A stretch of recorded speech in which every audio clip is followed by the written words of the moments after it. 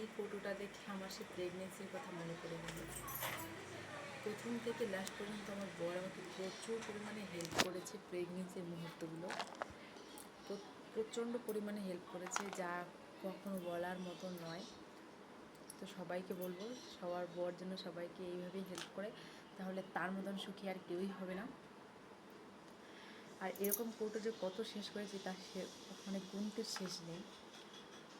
প্রচুর পরিমাণে dry fruit খেয়েছি আমি, এটা ওটা সেটা সব কিছু খেয়েছি প্রচুর পরিমাণে। আর মাদার হরলিক্স তো এখনও পড়ে আছে, মানে এতটা খাওয়া হয়ে গেছে যার জন্য পরে খেতে ইচ্ছে করে না।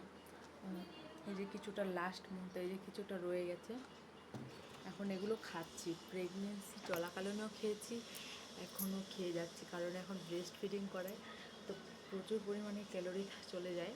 আর এই যে পাম্প করে বেবিকে আমি ব্রেস্ট ফিডিংয়ের করাই। তো তোমাদের কেমন লাগলো অবশ্যই জানিও। আর এখন যাচ্ছি তাকে খাওয়াতে, মানে আমার সোনাকে, সে এখন তার ঠাকুমার কাছে আছে। তো তোমাদের কেমন লাগলো মিনি ব্লগটা অবশ্যই জানিও। প্রেগনেন্সির মুহূর্তগুলো খুবই সুন্দর, ভয়ঙ্কর সুন্দর।